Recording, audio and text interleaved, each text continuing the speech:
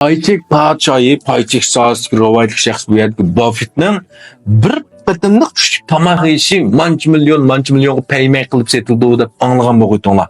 Bu yerda Buffettning bir payz gapi bor. Kensha Mayo Memphis Wusan deb qo'ydi-ku o'zicha. Jandi bekorlik kuchli tomoq yo'q deb. Yana shunlar mana shu Buffett bilan shunday tomoq yeydigan ishlar chiqqandan keyin sening bir vaqt tomoq yeyishingning qimmati qandaq ishlar restoranda qandaq qaltis oshpazlar tayyorlab bergan basi nihoyat qimmat bir tomoq yeganlik bilan emas, balki kim bilan yeganligiga bog'liq. Masalan, musharki paychek podshoy Buffett bilan bir qacha odatga eshikka lag'maysiz, necha millionga yeyishingiz mumkin, shundami? Biroq yaqinqi bir qancha yillardan buyon bulutmi bu yerga do'yin qichqisib taraqqiy qilgandan keyin bu yerga Buffettning mamlakatimizga kelib, ma'lum bir boylarniki pul to'lish bilan kuchli tomoqning unda tomoq yegan ishlarini asosan anglab boqmadik, shundami? Unda nemishqa bunday gaplarni biz anglab boqmaymiz, chiqmaydi degan vaqtning o'zida. Chunki Buffettning kuchli tomog'ini paymay qilish to'xtab ketdi. Buffett yüz to'xtatdi. Ya'ni junguliqlar bilan kuchli tomoq yeyish ma'ni qilindi hamdi. Bormayman. Ahmoq qilgansan meni qolsang dedi. Chunki davlatimizga bundan burun buni taklif qilgan 3-4 boyvachilning hammasi buni taklif qilgani bilan asosan Buffettning nomini yevatdi-ku. Shuning bilan men qo'rqdik. Endi bu yerda birinchi taklif qilgani Sho'xlak shahrining boyvachisi degan ilk filmni ko'rgan bo'lganlar. Shixungshudu Shoufu degan naq oshnodagi amaliyotdagi obrazi-ku. İsmi Jodayanke. Endi bu vaqtning o'zida mana Buffett bilan ko'rishgan vaqtning o'zida qanday mablag' silish, qanday qilib pulni aylantirish, qanday qilib to'g'ri bu to'g'ri emas. Uchuqul so'ragan gap, qos paychekni olsam üsüdü. Qani ep qanday qilsam üsüdü. Ashni deb bersang menga, men butun pulimni ashni qilib vashida o'stirib o'tay degan. Lekin bu yerda Buffett kulib ketib, men garchi paychek sohasining nomini bo'lsin uni uqmayman. U kelgusini ko'ngilolmaydi. Bu degan intayin murakkab bir ish. Nurg'un omillar ta'sir ko'rsatdi degan. Shularni bu boyvachcha buni gaplarni anglab, deb paranchib buni yo'lga sepib bo'lgandan keyin qanday qilgan?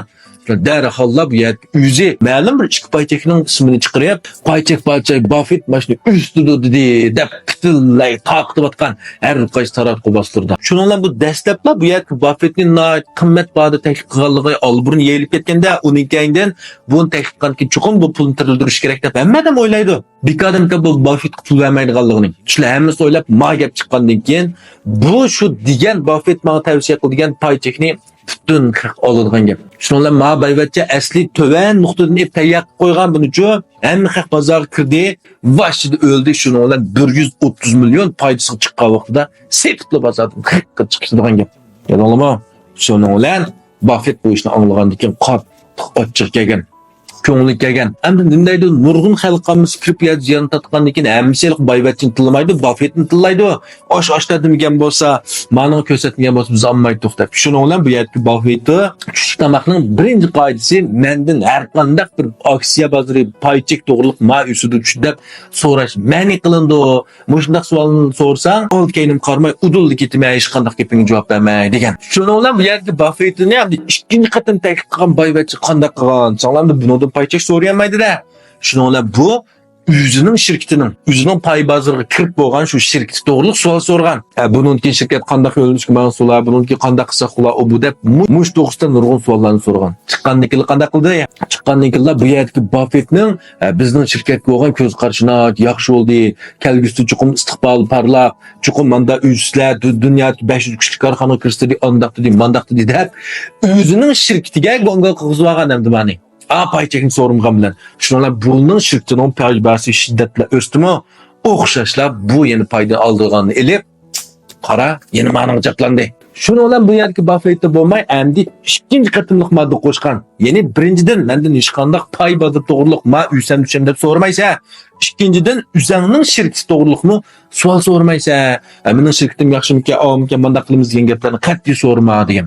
Shunlarni uchinchi bir boyvachcha chiqqan buni taklif qilib, zo'r sumliq pul bilan bag'anch ustida buning bahsi hozir. Endi buni uchinchi qatim taklif qilgani texim qaqosh bo'lib, bu hech qasini so'ramagan. Shu vaqtimizda shuni hobi deb qo'ymizga BTB deganda huquq puli, huquq tangisi deymizmi buni.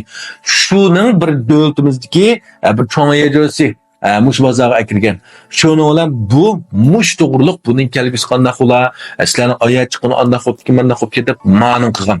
Shuning bilan asli mana shuni hobi qancha bir qiziqmaydigan, nurg'un kishilar o'qimagan bo'lganki, maninki bir yaxshi bahs bo'ldi. Buningdagi pul, mana elektronlik pul, manadagi uqumdagi pul, bu keyin manda üsüdü, dollarning xalq pulining bahsini oladi degandek narsalar ma'rifat taqilib ketgandan keyin, endi ma uchinchi boyvachcha o'zini texim qilish uchun bu oldin ola zo'r mablag' silib 700 million bozor qimtiga ega qilayotgancho oldin ola qazib turib, uni qilib turib, buni qilib turib. Shuning bilan ma odamning oy gaplari chiqib qolgandan keyin bu shiddatla o'rlaydida haq qarshi voy asldagi bozor qimtimni yuqori. Shuning bilan ma orliq foydasini üst bo'lgandan keyin darhol yana chiqarib olgan. Shuning bilan bu Buffettning qattiq ochchiq qilib bo'ldi. Men bormayman Jungoga. Jungoliq boyvachchiligimning taklif qismi men bormayman bo'ldi. Tushlik tamoqni sotmabdim-a. Amerikadan bor tushlik tamoq degan bitta ham bor yesam qo'sing tuydigan men deb shu peti bu sensin paymay qilishni to'xtatib etgan.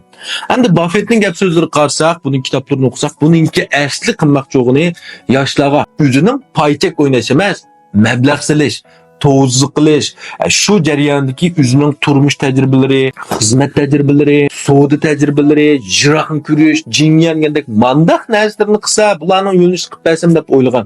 Biroq bu yer pullar boyvachchilar aksicha bundan foydalanib ketgan.